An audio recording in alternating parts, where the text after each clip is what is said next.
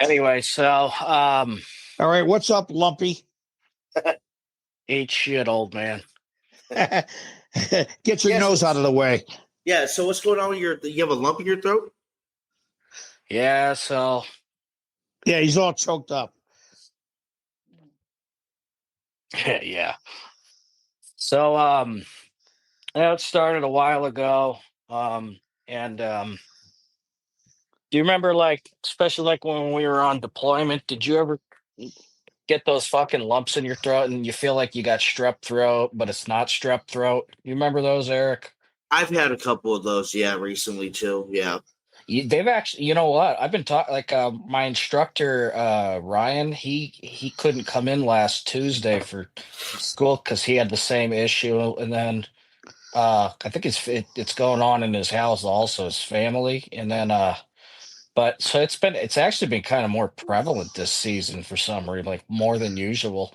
But yeah. So, anyways, yeah, like when you work, for people that don't know, like when you work outside in a desert climate, be it the Middle East or fucking out here in the Mojave, um, so I can see somebody's fucking mouth breathing.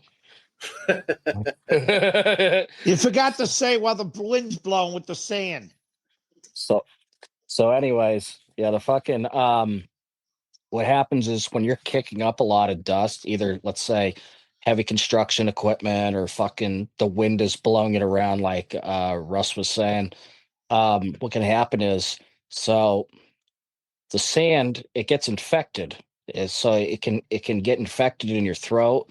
Like out west we call it the other word because it's silicosis or like valley fever. So that sand particle can get infected in your body, and then what it does is a lump is created, a protective lump to protect your body from it from spreading. So usually the drill is I only had to do it one other time. So on my first deployment when I was serving with Eric, um it got I had to go down to the medical, and they prescribed me antibiotics to get rid of it. Um, Out here in the civilian sector, a lot of the time when doing construction, when those when those happen to me, like usually you can home remedy it with some salt water. Um, but Cut this back on time, some of the ums. The whole conversation, cut back on the ums. fine. But anyway, asshole. Jesus. Well, it's Where? true. You know what you're gonna Um, say, just um, say it. um, um, um, um. So fucking what you call it? Salt This one water. this one was a bit more stubborn, so I had to go to I had to check myself in at the ER and down at the VA. And Three. so I yeah, I'm saying and you're a fucking mouth breather.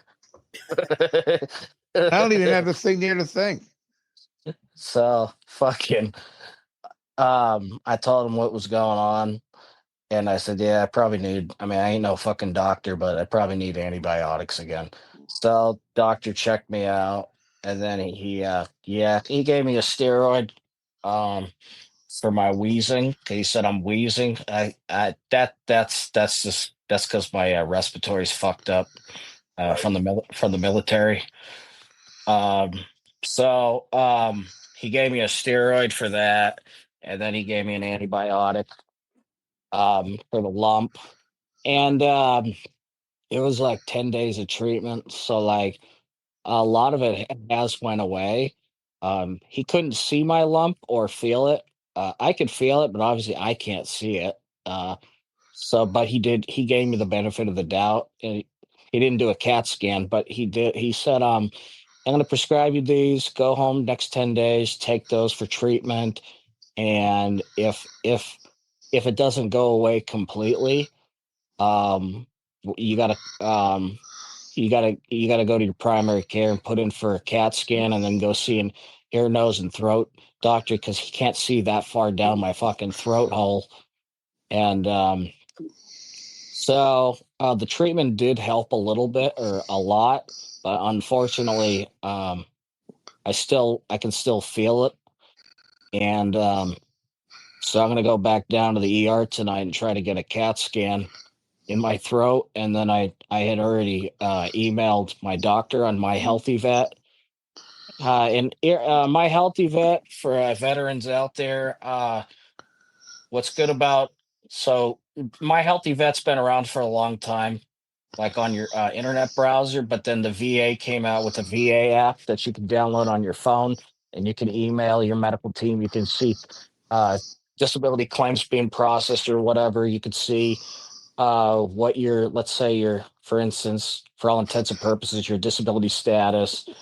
You can The also veterans already know this. You're telling civilians now. Who cares?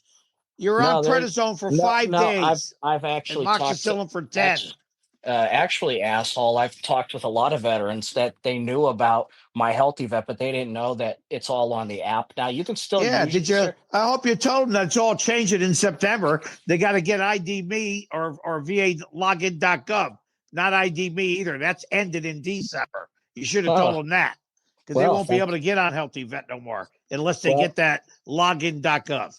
well, that's very Yeah. useful information, and Yeah, absolutely. thanks for the attitude. So fucking yeah, you can handle your a lot of your medical business through the VA app through to get on your My Healthy Vet. So And it's a lot easier. I like it. It's convenient. Right Yeah, on. it's 10 times easier than going through the website. Yeah, it's right on my phone. It's pretty convenient. It's still a bit buggy. Like they do a lot of service on it. There's certain features that are down every so often. They got to work on getting those kinks out better. Now it works pretty adequate. What you call it? So I emailed my primary care team and I told them I got to go see an ENT specialist. But then tonight, yeah, I'm gonna head back down to the ER and I'm gonna see if they'll give me a CAT scan down in my throat, see what's going on.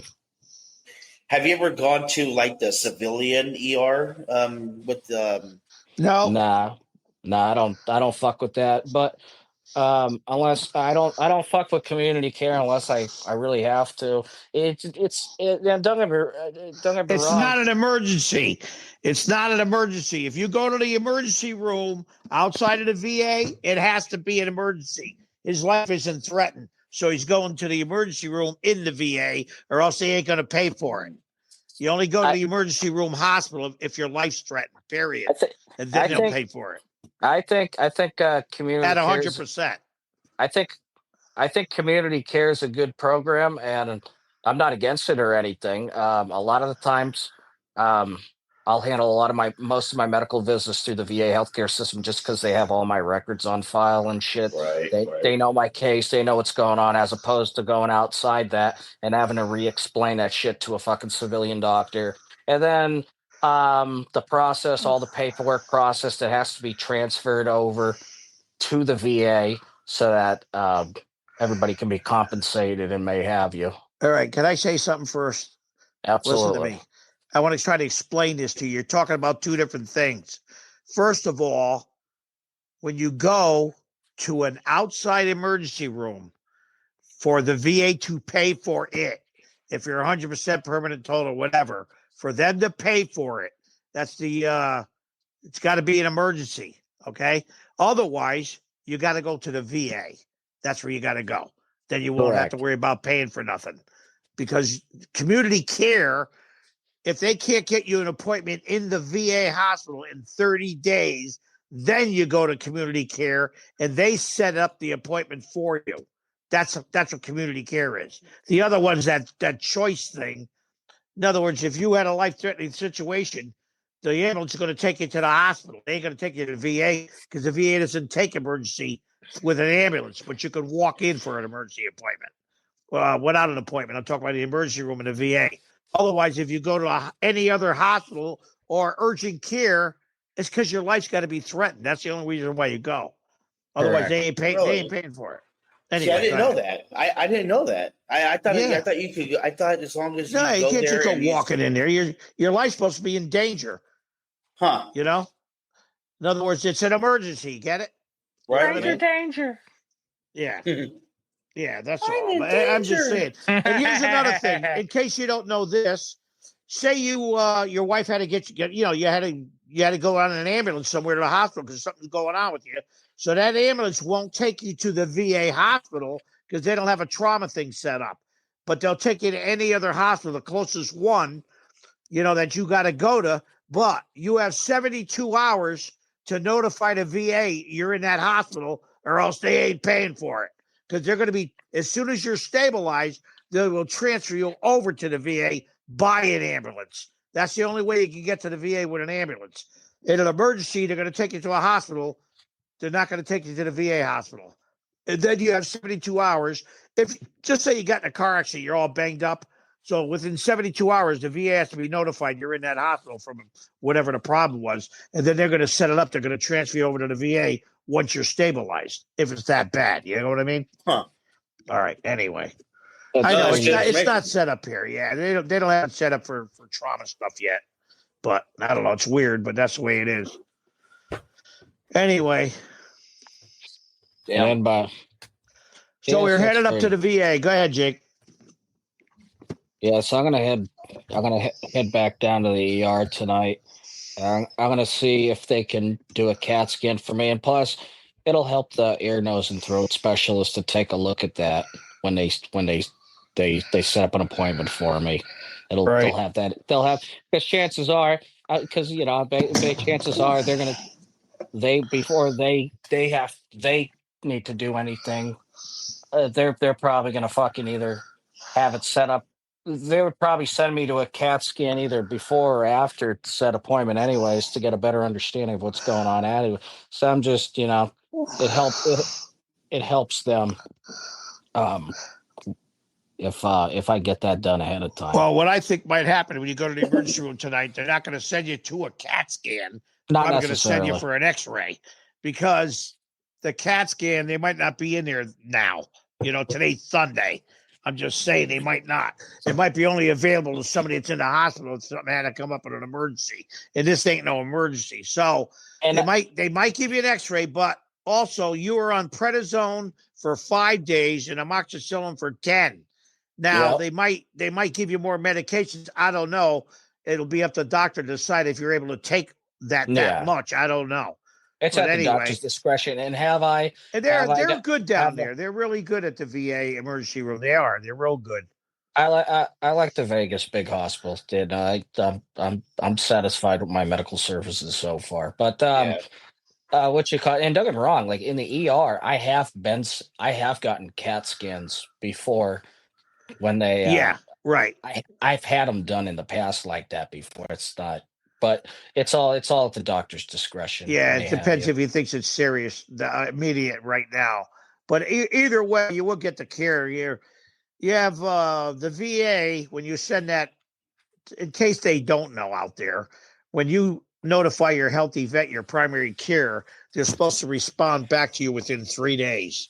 So then, hopefully the team will call you and then set you up with either a primary care appointment with your primary care, and then she'll set you up with the ear, nose, and throat or whatever she thinks is. But definitely you're gonna have to get something done. So anyway, I'm gonna have to because that was the yeah, doctor's instructions. He said if this stuff doesn't completely remove it, you're gonna have to yeah, get right, more stuff done. I was like, all yeah. right. And it's Yeah. probably something stupid. It's probably that silica stuff in the sand because he Who the works around a fuck lot of dust knows? all the time. In fact, one day you came home, there was all that dust was all over your face because the fan inside one of those heavy equipment pieces that you were running was blowing all that sand on your face because My you got the fan on to cool down, but it's throwing all the dirt at you, all my that fuck dust. my clothes, my work Oh yeah, boots, it was all over. my glasses were fucked. My safety glasses were Yeah, were caked. yeah. Fucking. Eric, have you Uh, ever had any problems with dust out here yourself? no, I haven't. Only when my sinuses get really bad, I get something like that. But I have like maybe just throat issues. Just Yeah. I Or don't the know, man, where pollen. it feels like strep, where it might feel like strep. That's it, but nothing Yeah. as serious as an actual lump in my throat.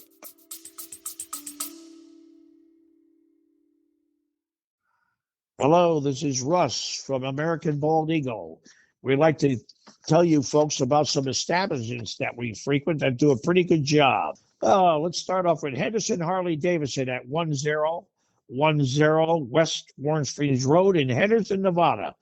Zip code is 89014. Phone number is 702 456 1666 for all your new and used Harley Davidson needs. And then they have a great service department. They also have a lot of Harley Davidson memorabilia, clothing. Really like this place. They got a great service department, real friendly salesmen. The whole place is great down there. They all do a real good job. And you stop in for a cup of coffee and or a cup of tea or hot chocolate or something. Anyway, we also got Joey's New York Pizza, 11165 Southeastern Avenue in Henderson, Nevada. Zip code is 89052. Phone number is 702-566-1500. They got calzones. They got desserts of cannolis, tiramisu. Anyway, say hello to Joey and Crystal when you go down there. They do a real good job. You'll really like it. Okay, we also have the Leatherneck Club of Las Vegas at 4360 West Spring Mountain Road in Las Vegas, Nevada. Zip code is 89102. Phone number 702-368-1775. And they also have award-winning hamburgers down there. They do a real good job. I'll tell you, you get your money's worth down there. They also have a lot of different side orders and things like that. They also have a small museum from all the war memorabilia from World War I up to the present time. Anyway, I'm sure you'll enjoy yourself down at the Leatherneck Club of Las Vegas. And then we also have Straight Up from Philly Stakeout in 1659 West Spring Mountain and Rio Grande Road in Nevada. 890. Phone number is 702-463-8300. They have all the steak subs out of Philly, steak and cheese. They also have a drive-in. You can go to a drive-in or you can go inside. They have all the different subs in there. They do a real good job. Say hello to them out there. Okay, that's it for now. Well, I know. The thing that affects a lot of people around here, people have allergies, is from the pollen, because this is the time the pollen's out. So that usually kicks up and you're fucking having problems with the nose and stuff. And here in But Vegas, Jake's problem is different. He's got something going on because he has that something in his throat. So, I don't some infection or something. Yeah, and what you call it, and I've noticed that this season, it's been a rough spring, not just for me, but other people. Like I was telling you, my instructor's family was dealing with. I know some other people. Yeah, it's been a rough season in particular this year. Maybe a lot of wind kicking up the dust, huh? Who the fuck knows? Yeah, I know, it's crazy. You know what it probably is too? I think I'll tell you, especially in the Southern Nevada, Southern California region, I think it's also because of those really bad California fires that they I was had. just gonna say that. That's right. Probably the fires. That could be. You're right. That could be too. A lot of chemicals in the air. I think that's a big part of it, to be honest. You know what it is? That's like being in the burn pits over there that you guys are around all the time in the Middle East. That's almost the same effect.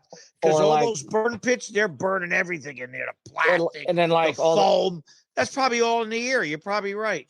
Oh, it's like after 9/11, all those fucking respiratory problems that people developed and shit. Yeah. But hey, Eric, by the way, didn't one of your sons have a problem?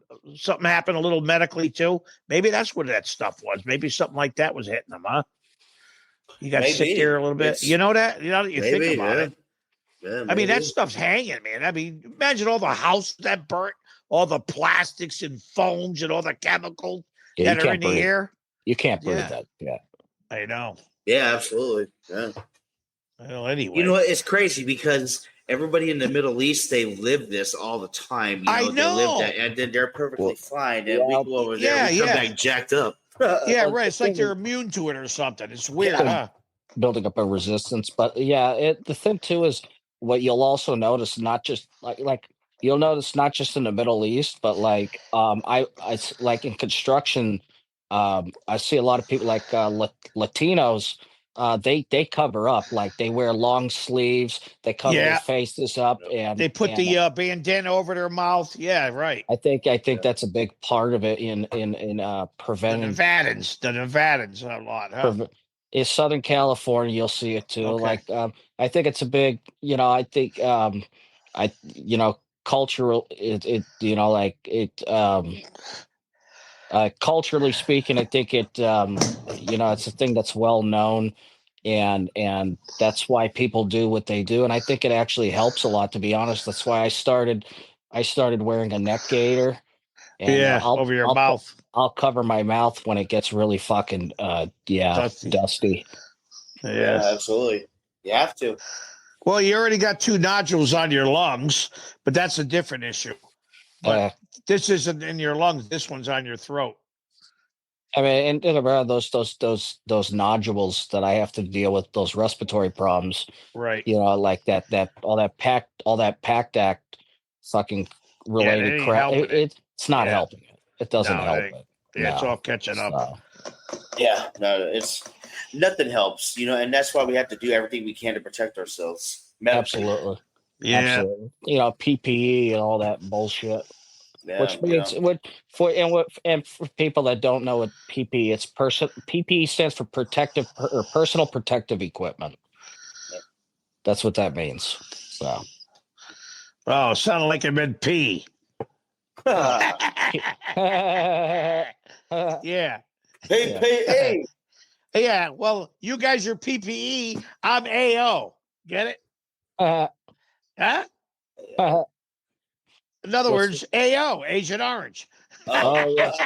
Yeah, well that's why it's Yeah, it's the same thing, right? It's all covered under the PACT Act, right? it is. Yeah, I'm glowing. I'm glowing.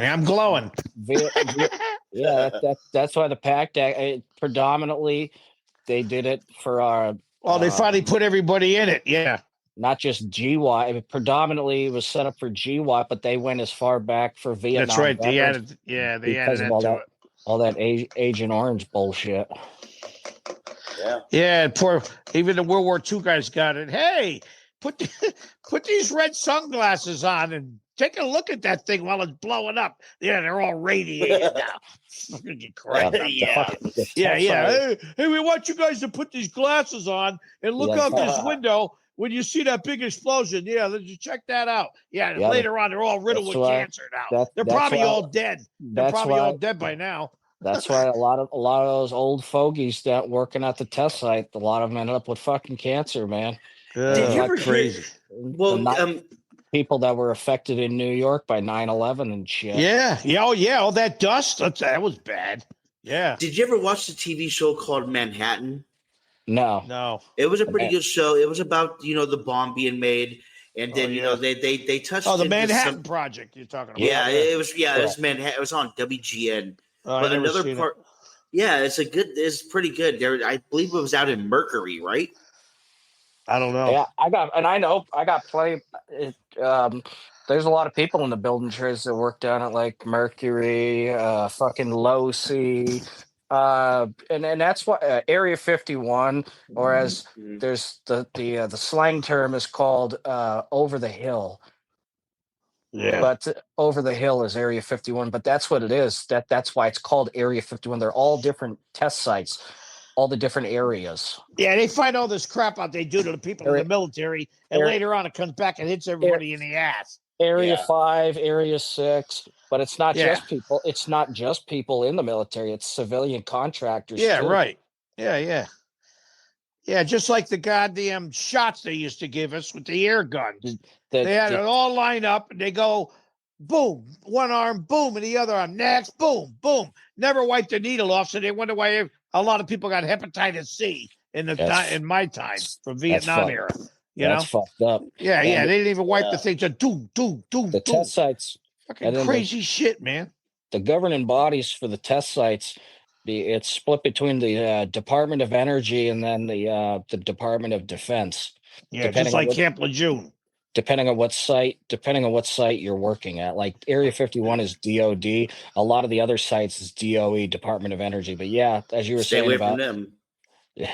Well, yeah, it's like the movie The Conqueror. Have you ever heard? That's another one. Have you ever heard of the movie called The Conqueror? It's one of the John Wayne movies. Oh, no, yeah? I don't like him anyway. Yeah, well, anyway, so I guess, a lot of people on that site that were there, the actors and actresses, they're filming out there. They all got cancer because it was on a government site where they detonated over 100 nukes. Imagine that. Fucked up, man. Yeah, that's why. That's one of the reasons why John Wayne died. He had all those shit in his throat. It was like, he lived to be fucking 90 something now. I know. It ain't like he died at 20. But you know what? Almost everybody on that set got cancer. Yeah. Wow, crazy, huh? Yeah, did you want to expand on Camp Lejeune, Russ? Nah, a lot of people know about it already. It's just that they had the freaking all the goddamn shit running into the water table. I wonder why everybody's screwed up from that now. So there's a fucking. So let me ask you about that. So if you're on a base where they had that stuff on it, are people suing the government now for that? Supposedly, it's supposed to be a thing going on, but I'm not getting involved with it. That's almost like every single military base. No, not every base, but just that it was at Camp Lejeune. They actually have a site where they list all the military bases that they had the same issue at. Well, then that's what they're doing. But all the lawyers are jumping on it. Probably a lot of people are already dead. Who knows? There's a basic training base, or it was like an army base in California called Camp Ord, and Fort Ord. Yeah, Fort Ord, sorry. And I found out a long time ago when I was in school. When I first went to the army, I met a guy that worked for the post office. He was a soldier, and he was telling me, or he is a soldier, and he said to me, because he seen I was wearing army shit. He said, "Oh, you in the army?" I said, "Yes, sir." He was like, what's your MOS? And I told him, and then I asked his. We were talking where we went to basic, and I said, "Yeah, where did you go?" He goes, "I went to Fort Ord. Have you ever heard of it?" "No, sir." He goes, "Yeah, because they closed that base down because there was a meningitis outbreak over there." My dad went to basic at Fort Ord. Yeah, so he could be having issues from that place. They shut that fucking base down, man. Huh? Because of the meningitis. Crazy. Yeah. My dad told me that they would go to the bowling alley across the street from their barracks and have beer during basic. Fucking crazy. That's cool. Crazy. Yeah. Anyway, so what else you doing now? We couldn't in basic AIT, we couldn't drink, we couldn't smoke. If you got caught smoking a cigarette, automatic Article 15. Yeah, I remember that. That was fun. What's up, Russ? I said, what's the next topic? So we're going to talk about the military draft. Yeah, the draft. So what were you thinking about that? Why was that brought up? I don't know. Why are you bringing that up? A buddy of mine for my second tour. What was it? It was actually his idea. He follows the show, and he said, "You guys should do an episode." And I said, that's an interesting topic to talk about. The politics behind bringing back the draft, bringing back conscription, and whether or not this time around it shouldn't just be males, but males and females. I can talk a little bit about it. Like for instance, they do that over in Israel. But yeah, go ahead, Russ. All right. So anyway, the draft was on in my time, so it ended in 72. So you signed up in fact, it is by law now that men in our country at 18 years old still have to sign up for the draft legally. They're supposed to do it. It's a $250,000 fine if you don't, or you won't get any government Tuition grants. assistance. All right. So, but they really don't enforce it. They're not, they won't get any government assistance, right? But they don't enforce the penalty if they don't sign up. They haven't been enforcing. In other words, they haven't been going out and arresting somebody and then charging them $250,000. They just haven't been enforcing it. But anyway, it ended in 72. So you sign up at 18, you got drafted by the time you were 19. And anyways, after 72, they ended it, and it was only for men. So now, over this time gone by, women always want to be involved in everything, and they want to do the stuff that men do. They want to be treated the same, equal rights. So the rumor is that now, oh, by the way, it takes an act of Congress to have a draft, by the way. It just doesn't happen. An act of Congress, and if they do pass it, they're thinking of drafting women now. And you get drafted when you do get drafted, it's between the ages of 18 and 26. After 26 years old, you're untouchable. So now they're talking about they might draft women. They're going to draft women and men now because the women want equal rights. So they want to be in combat positions. So that's what I heard. That's about it, really. And they updated. I know that there was a bill going through Congress. I believe it passed. I believe it became law. However, we would have to verify this. So the change in the law is because I had to go down to my local post office to pick up my selective service card to fill out when I turned 18 and I was in the process of graduating high school. So the way they're setting that up now, or the way they wanted to, is basically men are now automatically enrolled. So the government just does it for you. All right. I didn't hear that. That's however, yeah. So if that went through, you no longer have to. But if that did not go through, when a male turns 18 years old, you can go down to your local post office and pick up a selective service card to fill out. Right. Okay. So that it's I'm going to read some. It's a proposed change. It hasn't been enacted yet. So the automatic registration, a provision included in the House passed version of the fiscal year 25 National Defense Authorization Act, proposed automating selective service registration for eligible men when they turn 18. It hasn't been done yet, but it's still in the talks. So one more thing I want to say, I just remembered. Okay, in my era, in the Vietnam era, in my time, to get out of the draft at that time, you had to be in college, and they also said you had to be a sole surviving son, meaning you're the only one that can carry the family name on, which later on I found out that wasn't true, but I'm not sure yet. But and then the other thing was that at that time, if you were gay, you couldn't get in. So you could get out of it by being in college, being a sole surviving son, or being gay, and or otherwise you were physically would be failed as being 4F. Or mentally, or mentally. Yeah, well, it's 4F. It's a 4F rating, so you couldn't go in. So anyway, that's so I don't know if have they said anything in that thing you were reading here? If any of that stuff changed, or is that still the stipulations?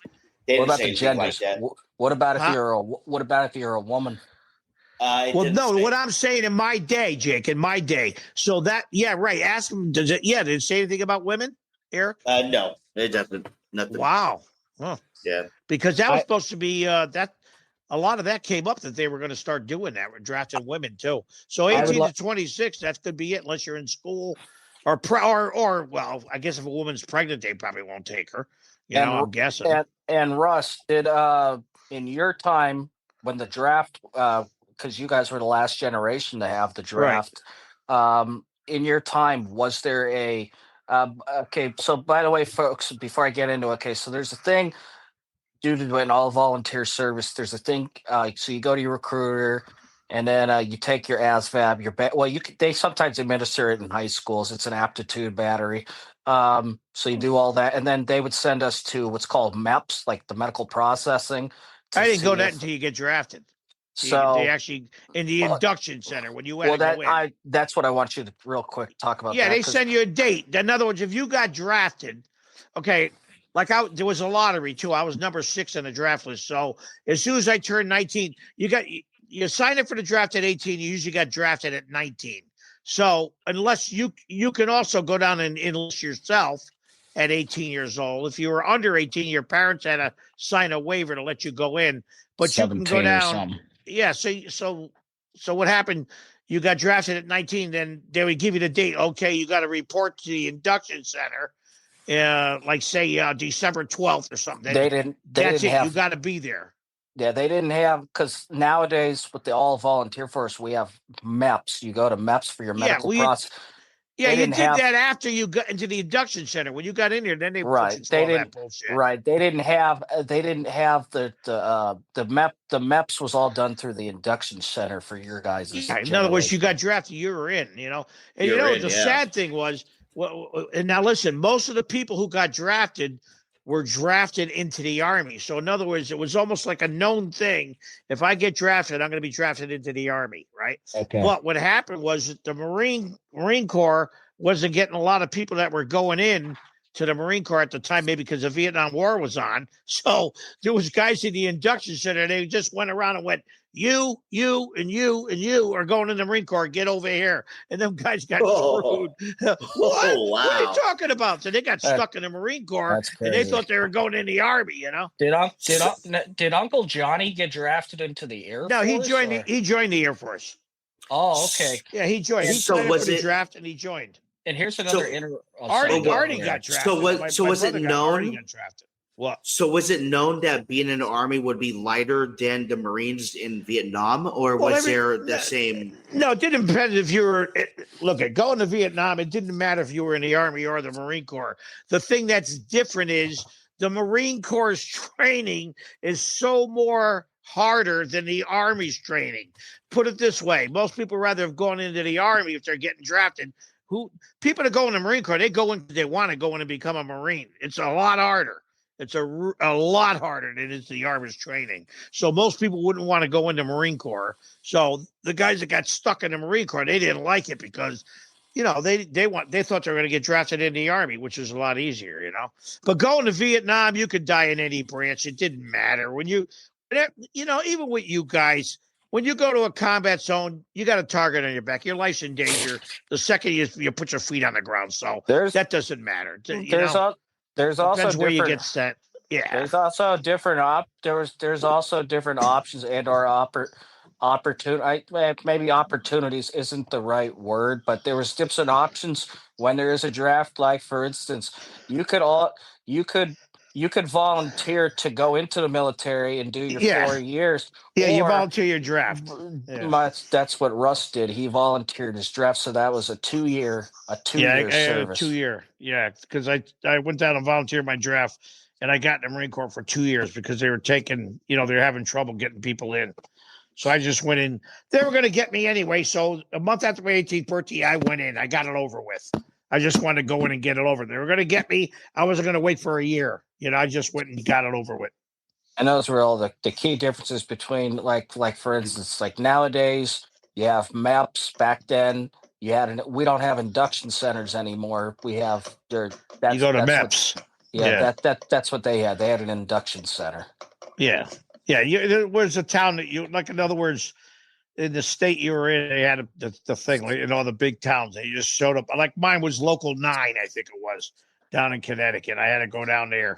And then there could have been Hartford, Connecticut. You could have one there, I guess. But whatever it was. I had to go to fucking Salt Lake City.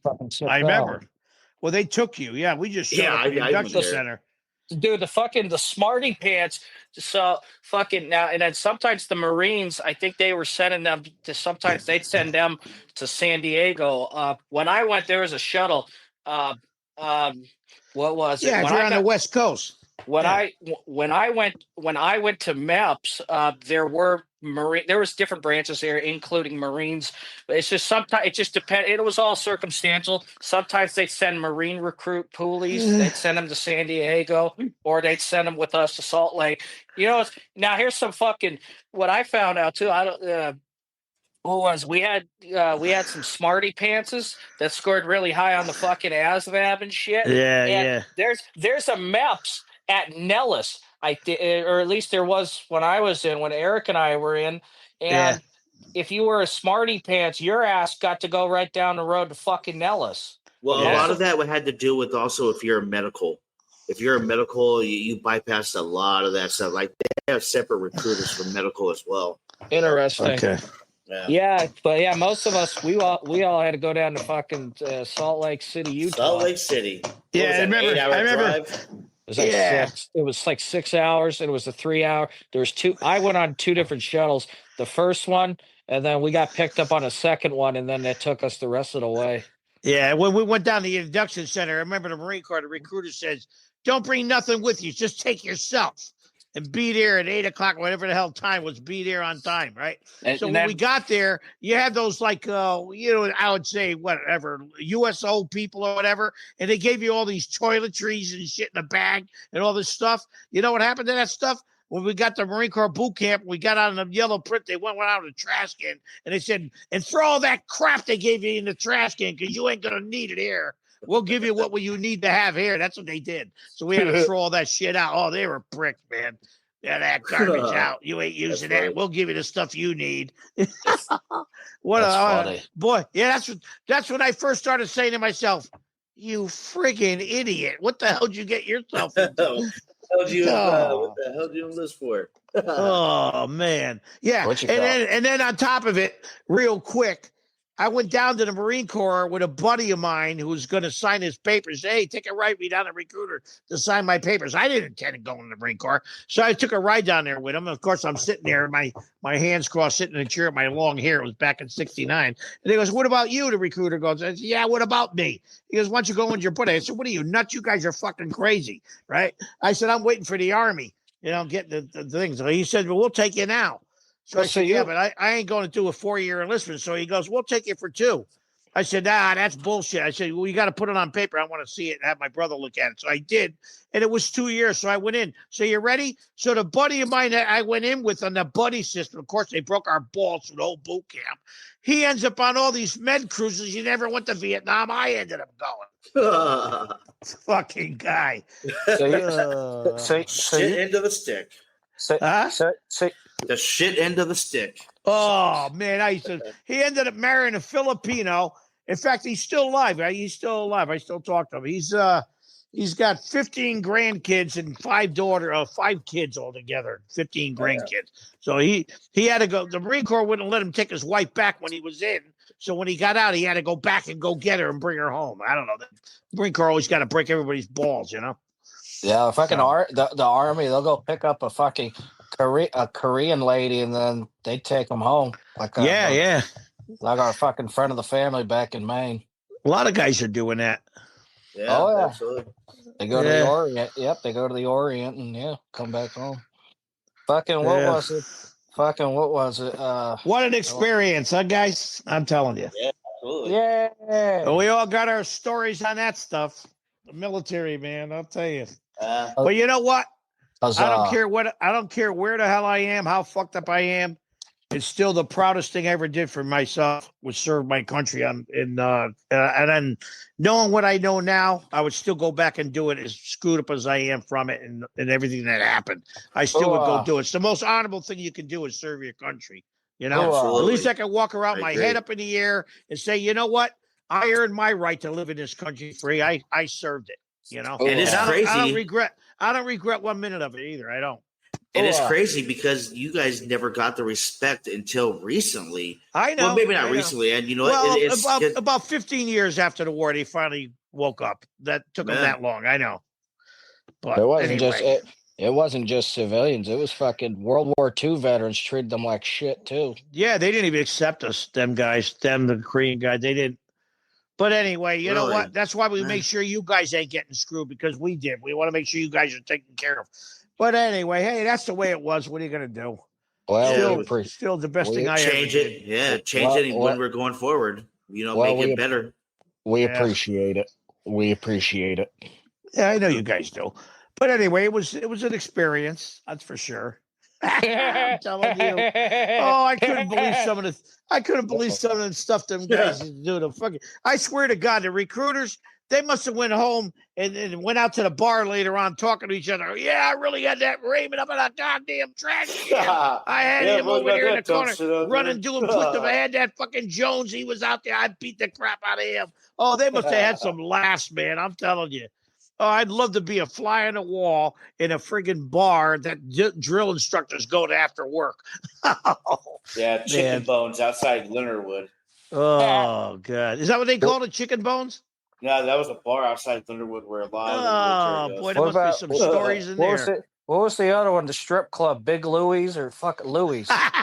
Louis, yeah. Louis. Yeah. I think Louis went out of business. They shut down.